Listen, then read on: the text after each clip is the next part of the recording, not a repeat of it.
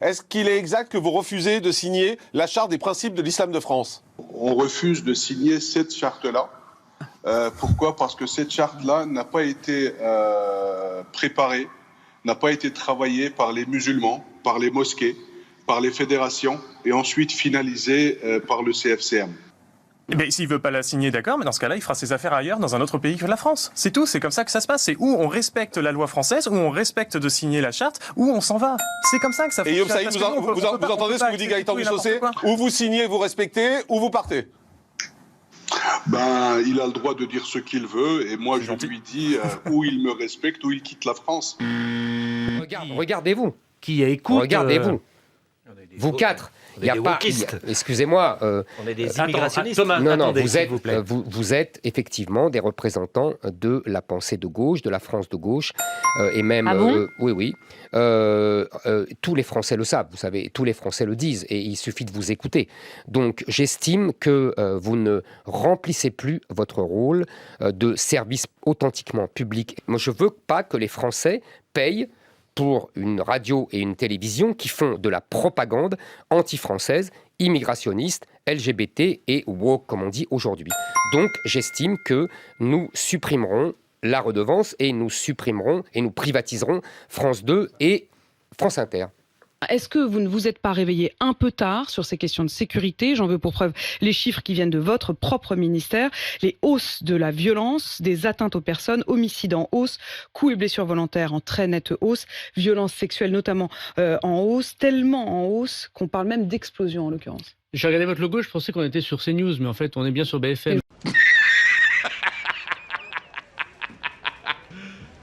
Vous ne dites pas non plus, et ça c'est terrible, parce que vous ne dites pas non plus. Je vois pas le rapport. Je vous parle en l'occurrence. Est-ce que vous me laissez parler, madame? Je parle en l'occurrence des atteintes aux personnes. Non, mais votre présentation, elle est très rapide et un peu populiste. Bon, et c'est la difficulté. Allez-y, essayez de démontrer l'inverse. Non, mais vous vexez pas, calmez-vous. Ce sont vos chiffres. Non, mais calmez-vous, madame, ça va bien se passer.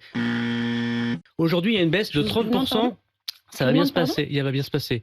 Non, mais il y a 30% de baisse. Oh, je vous demande pardon. Comment ça vous va parlez? bien se passer, madame. Vous allez voir. Mais il y a 30% de baisse sur les biens. Moi, j'en ai marre des discours populistes toute la journée. Ce sont vos chiffres, ils sont tirés du site du ministère de l'Intérieur. Vous n'évoquez même pas la baisse des biens, la baisse des cambriolages. Je vous ai immédiatement dit que je m'adressais à vous à propos des violences faites aux personnes. Ne souhaitez pas que je réponde. Non, je trouve ça sidérant votre manière de répondre. C'est pas une réponse, c'est presque une offense. Je réponds comme... Non, mais vous vexez pas. Je réponds comme vous m'agressez.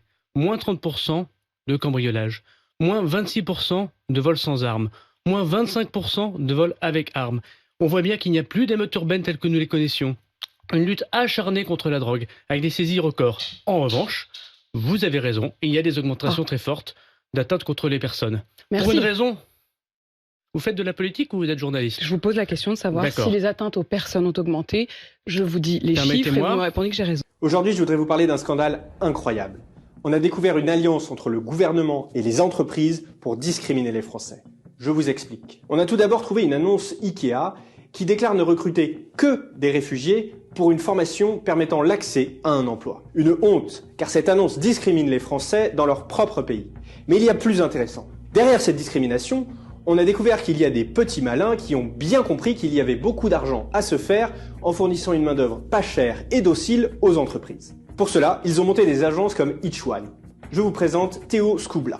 Salut, moi c'est Théo, je suis cofondateur et CEO de Each One depuis 2015. Regardez comme c'est beau. Faire de l'inclusion une expérience incroyable. Que l'ensemble des personnes réfugiées ont un potentiel incroyable. Elles représentent non pas un problème, mais une vraie opportunité de création de valeur,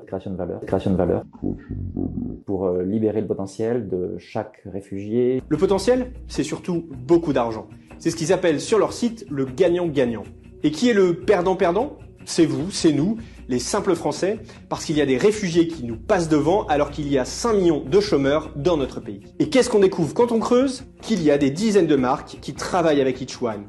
Monoprix, Leclerc, Total, Brico Dépôt, L'Oréal, BNP Paribas, Banque Palatine. Et regardez, il y a des centaines et des centaines d'offres. Et vous ne savez pas le pire du pire dans l'histoire? C'est que l'agence Each One est soutenue par le gouvernement et la délégation interministérielle à l'accueil et l'intégration des réfugiés. En effet, leur statut d'entreprise à utilité sociale leur permet de bénéficier de 1 million d'euros de subventions gouvernementales tout en étant financés par les entreprises qui reversent 15% des salaires. Résultat, c'est le jackpot avec des salaires à plus de 50 000 euros par mois. N'est-ce pas Théo? Voilà, donc non seulement vous êtes discriminés, mais en plus le gouvernement le fait avec vos impôts pour financer des réfugiés et des Théo. Conclusion, en France, le racisme d'État, le racisme systémique, il existe, mais contre les Français.